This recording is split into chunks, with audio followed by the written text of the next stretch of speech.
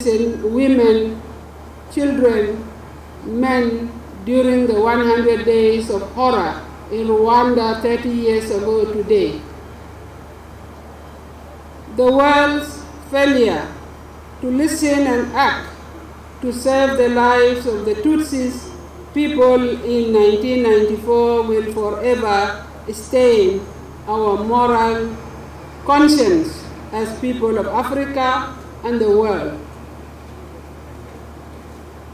As many can remember, in that fateful April of 1994, the world watched while the leaders of Hutu orchestrated a deadly genocide against their neighbors, business partners, and friends.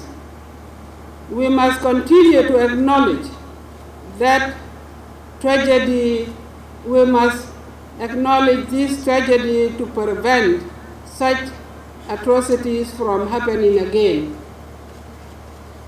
Despite facing several challenges after the 1994 genocide that destroyed Rwanda's economic base and left the population impoverished, the country has made remarkable progress in stabilizing and rehabilitating its economy.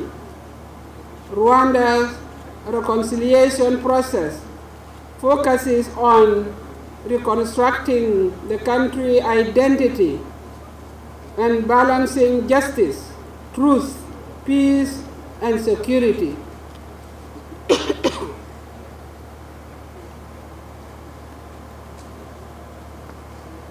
The Rwandan government and its people have taken various measures to ensure that perpetrators and victims coexist peacefully. Rwandans' unwavering commitment to rebuilding and healing is a testimony to its resilience and determination. I am here today to deliver a clear message to the youth of Rwanda across Africa. The tragic event that took place in Rwanda in 1994 must never be forgotten, as it serves as a stark reminder that not empowering young people in any society is highly the root cause of intercommunal conflict that leads to genocide. All African governments must relentless in their efforts to protect the stability of young people by guaranteeing empowerment, as failure could lead to future violent conflicts. Youth must be brought to the national table when leaders are making decisions. Under the excellent leadership of His Excellency Paul Kagame, President of Rwanda, Rwanda is moving forward and its youth have been brought along. Even though the youth were the majority among those who committed crimes of genocide, today the government of Rwanda made it a policy priority to empower the new generation, emphasizing the pivotal role of youth in Rwanda in carrying on the fight against genocide ideologies.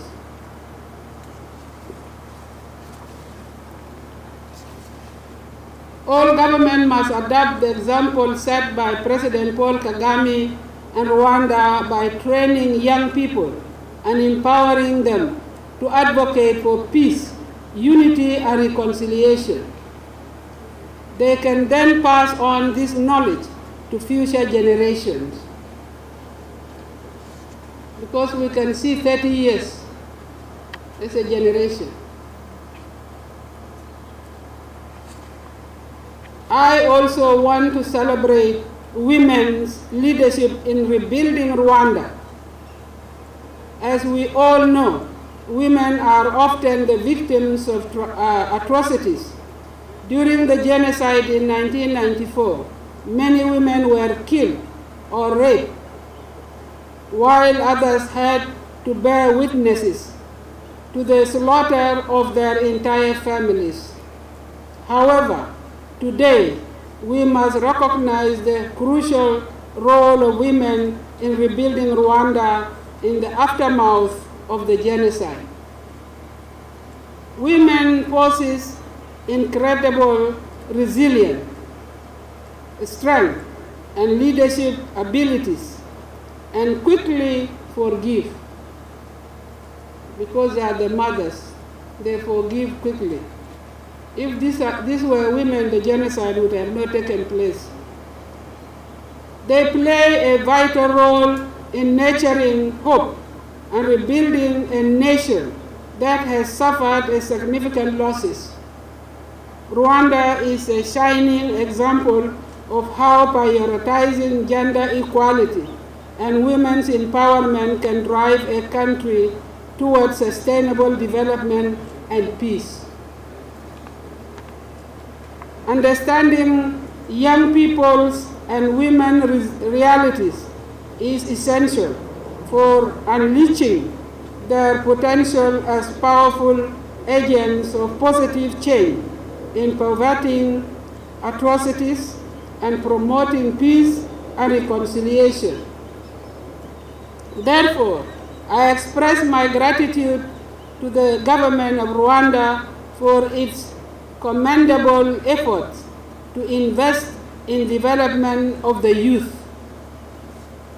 providing them with education and employment opportunities that enable them to make significant contribution to the country's growth and advancement. I express my solidarity with Rwanda and its people as they commemorate the genocide against the Tutsis for Kwabuka 30th.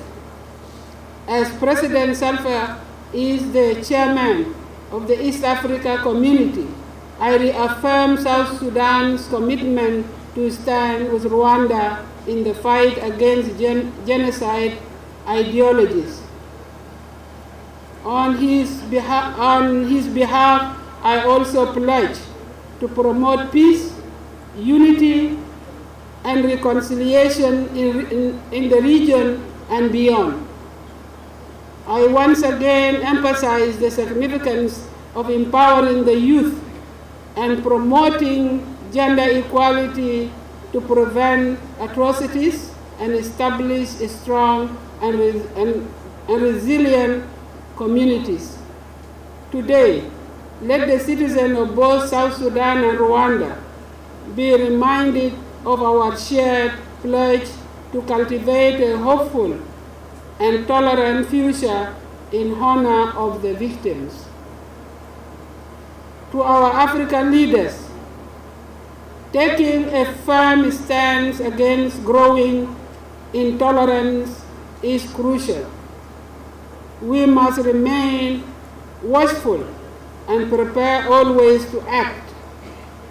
In honoring the memory of all Rwandans who lost their lives, let us strive to build a future where everyone is treated with dignity, secure, and enjoy justice and human rights. Last, I am grateful to the Rwandan community in South Sudan for inviting me here today. I'm greatly honored.